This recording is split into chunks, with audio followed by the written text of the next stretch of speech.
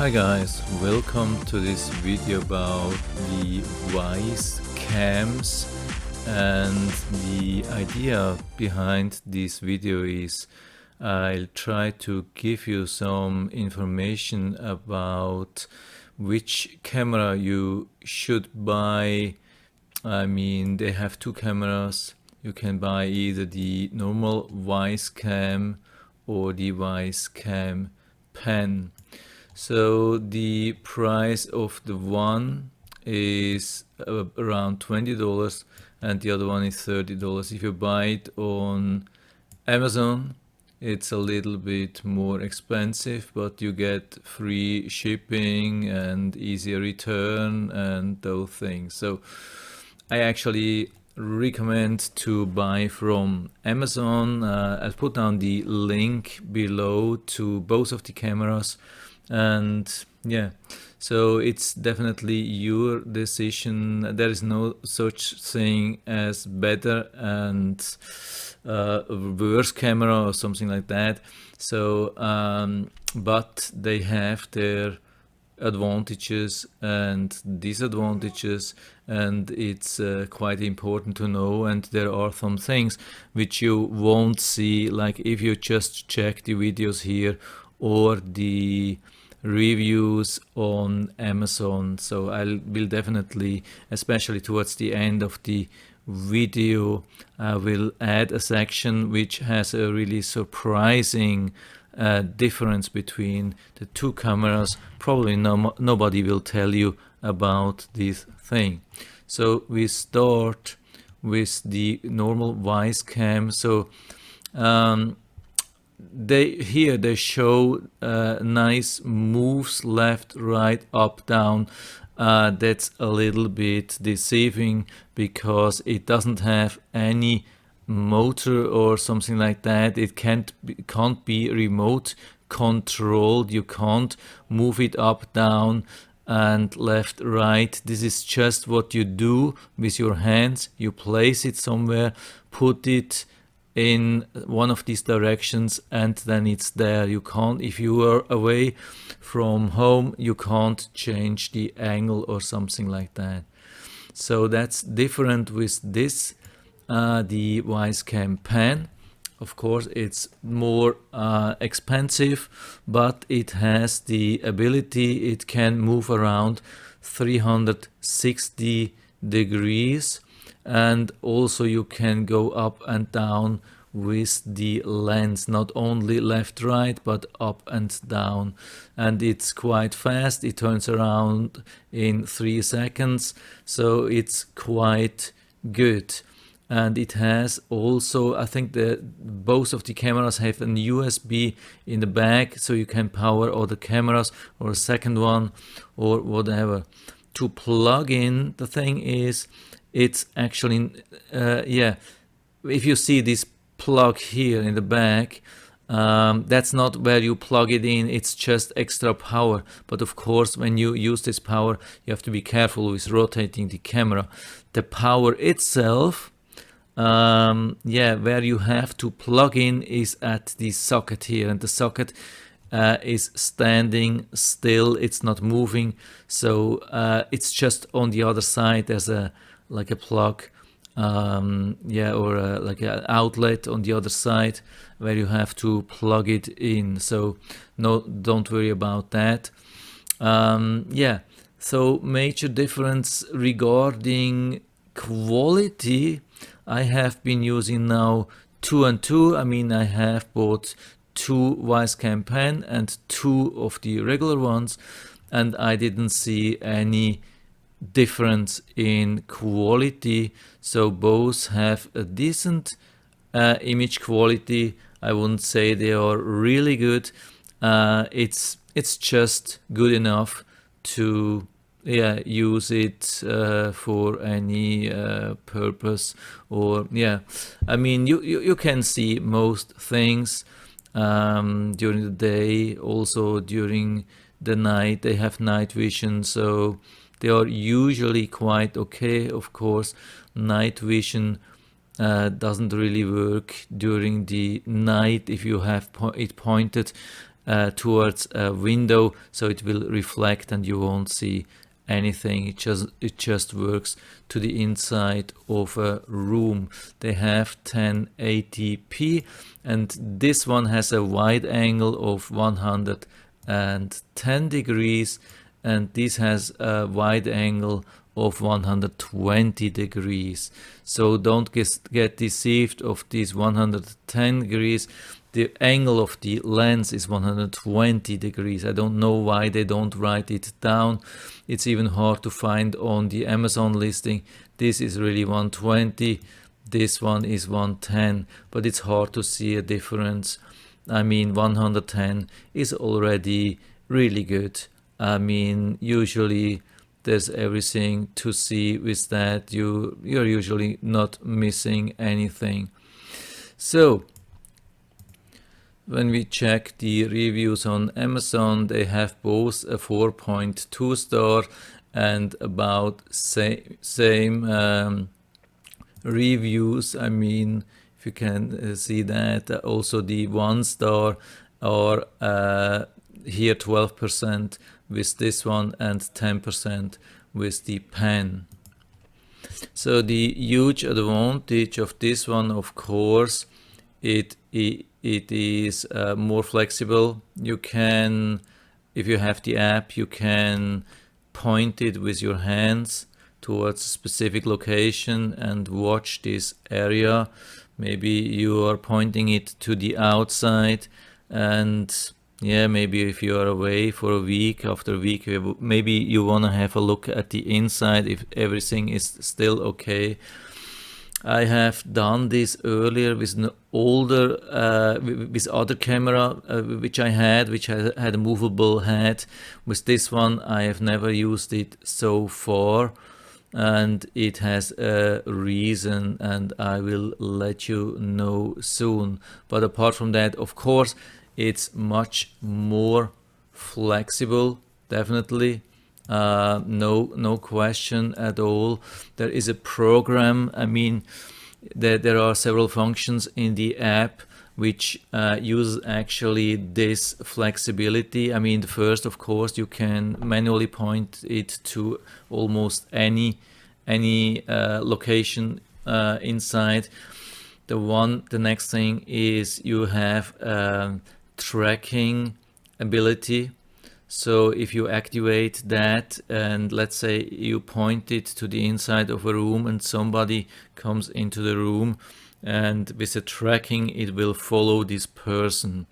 But it's not super fast. I haven't tried it for myself, but I have checked it in other videos, and it looks like it's quite slow and a little bit buggy. So if you have a burglar inside and he or she is moving really fast, yeah, the camera won't be able to follow properly, at least not the whole time, but a little bit it could help. The other thing is there's an option in the program, in the app, where you can say that it should turn around the whole time, like let's say 10 seconds it's on pointing to the east, 10 seconds to the south, 10 seconds to the west, 10 seconds to the north, and then start again with the east or side or something like that. So it will then always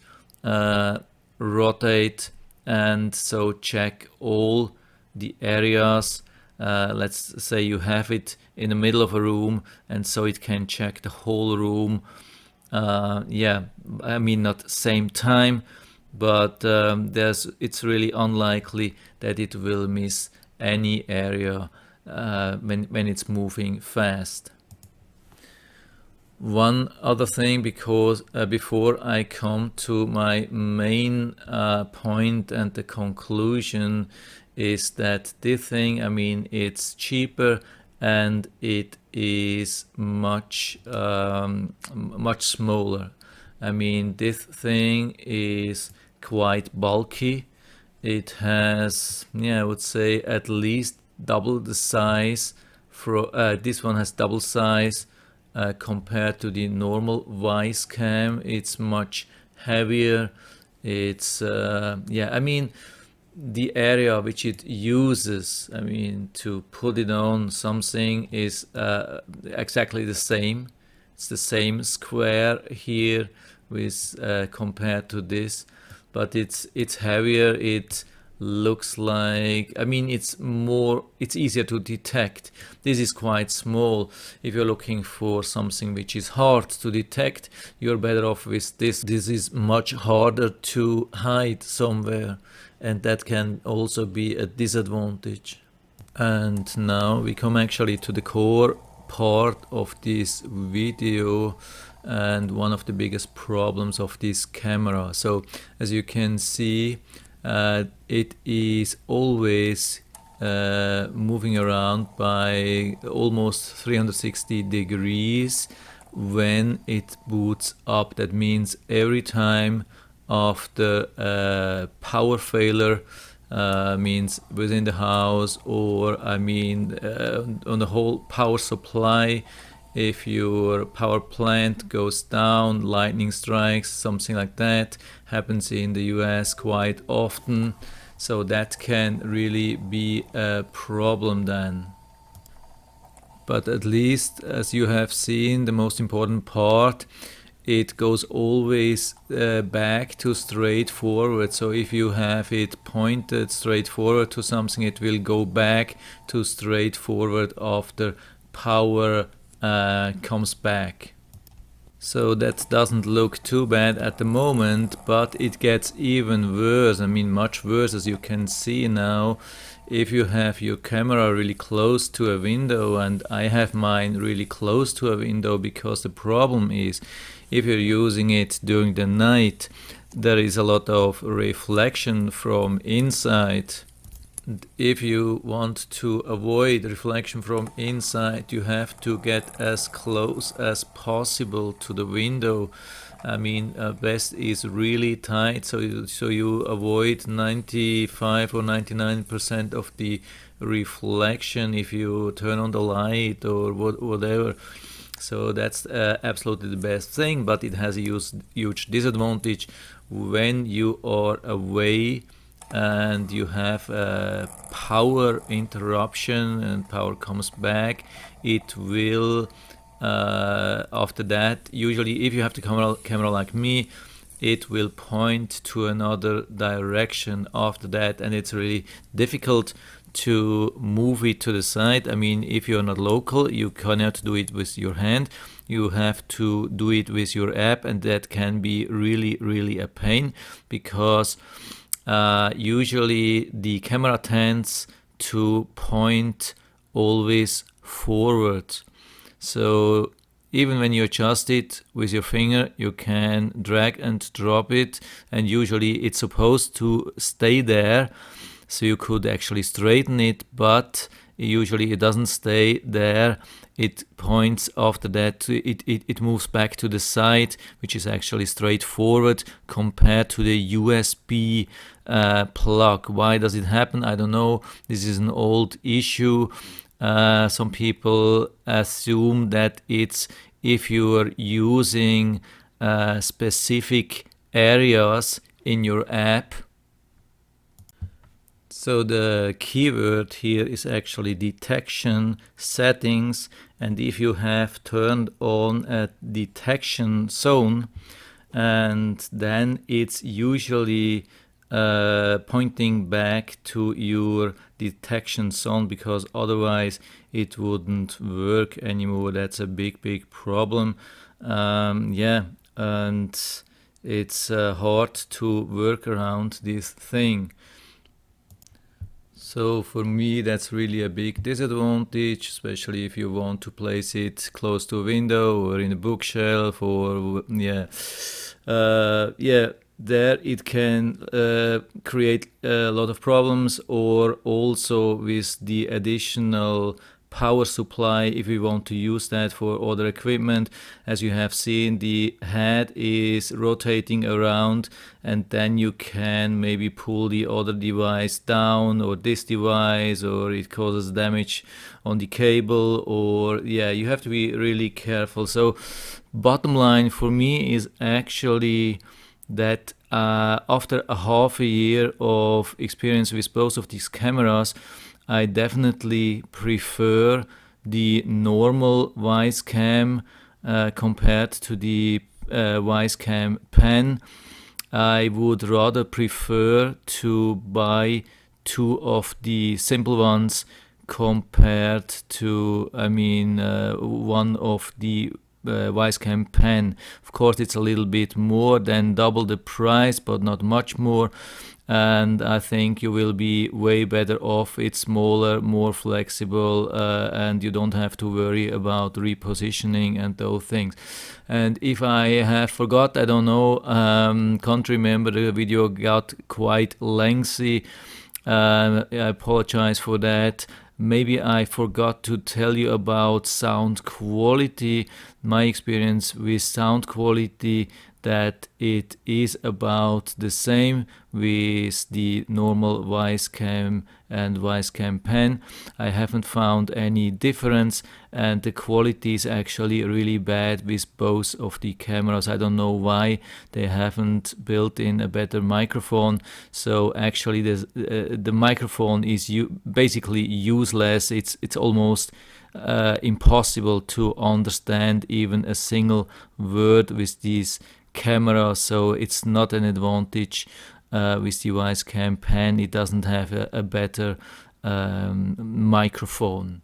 So that's it for now. I hope I was able to help you a little bit with that. If you have any questions, comments, or other experience, would be really helpful if you could leave a comment in the feedback area. I'm always happy to talk about these things. And if you like the video, give me a thumbs up, subscribe my channel. Thanks for watching, and see you next time.